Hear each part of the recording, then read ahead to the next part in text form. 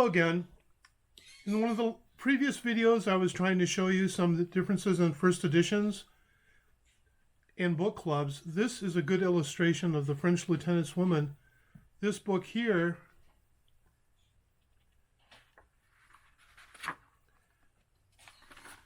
and we're going to look inside here. And it's clearly marked a second printing right there inside there.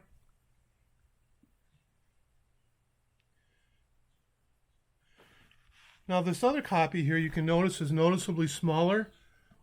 That's usually an indication of a book club edition. And we're going to look inside here.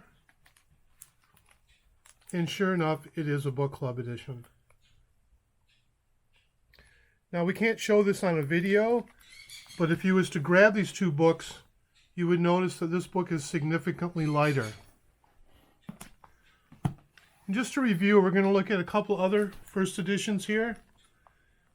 This is Harry Potter, Prisoner of Azkaban. You got the price up here. And then down here, there's a number line with the number 1. That tells us that that's the first edition. And we'll look at another book here. This is the Chamber of Secrets. And again, there's a complete number line. So once again, we know that that's the first edition. Sometimes, though, they can be more difficult to tell apart. Let's look at these golden books.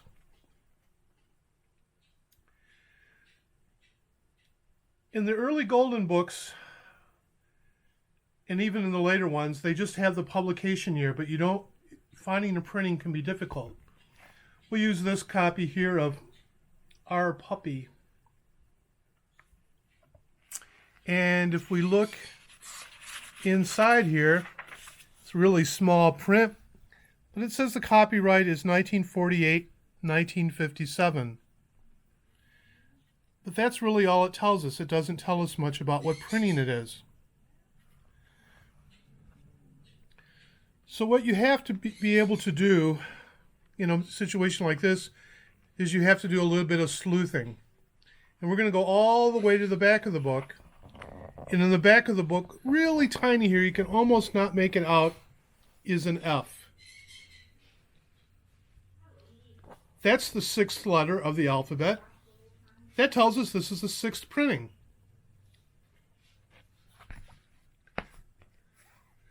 Then we'll look at our the color kitten here.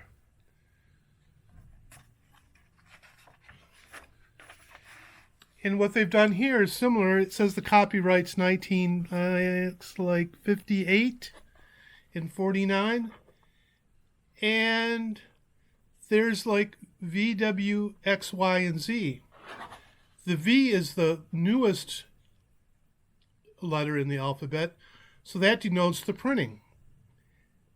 And that, I believe, if I'm not mistaken, would be like 21, 22, about the 21st printing, I guess.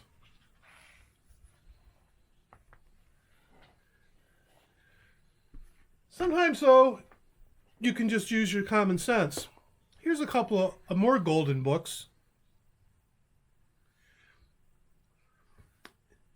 This golden book clearly has a 25-cent price, so you know that's an older book. But more than that, you see Howdy Doody. I'm not sure, but I'm pretty sure Howdy Doody's not on TV anymore. And then this one here is Toy Story. So clearly this is a newer book than that. And that's where children's books get really interesting, because I think it was in 2008, the U.S. government passed a law because there was so many toys being imported from China with lead content that they started banning all those things. Unfortunately, that included books. And what they decided is that all books printed, all children's books printed, before 1985 could no longer be sold. Libraries, thrift stores, and the like were obligated to destroy these books.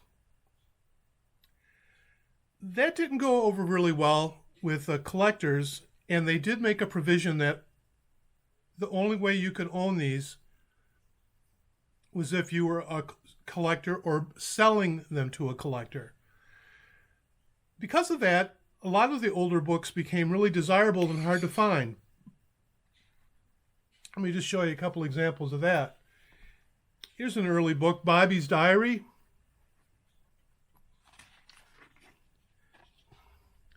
This is the first printing from April 1944, well before 1985. So this would be a book that would have had to have been destroyed, unless it's being owned by or sold to a collector.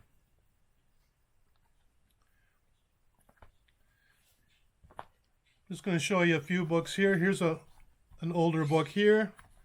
Again, this is let's see what year this is.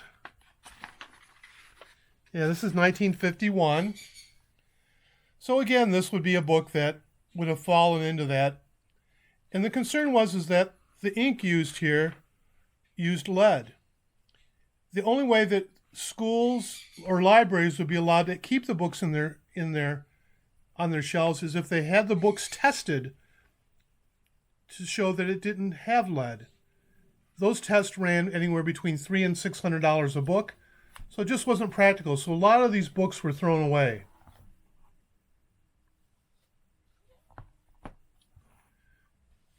Now the collectors,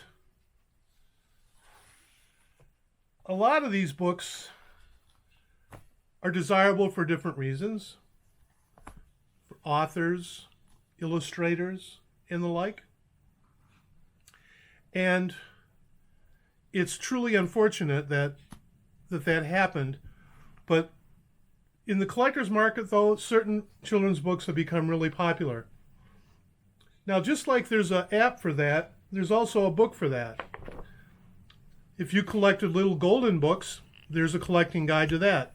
And one thing I would tell you about these books is that they always have a perceived value of the book. I would disregard that. These books are better just to see what books are available, what years they were printed, and some information on the book itself. The values of the books, it can go up or down overnight. Here's just a book, a general book about children's books, just kind of a general survey. You know, this one does have some prices in it. It's more just geared toward showing an overview of the various children's books. Children's books is just one field of collecting. There's many fields of collecting. Personally, I collect silent film books myself, but yeah, with anything that you collect, again, you should always collect something that you like. And in one of the following videos we're going to be doing real soon, we're going to be doing a video on autographs and autograph books. And until then, thanks.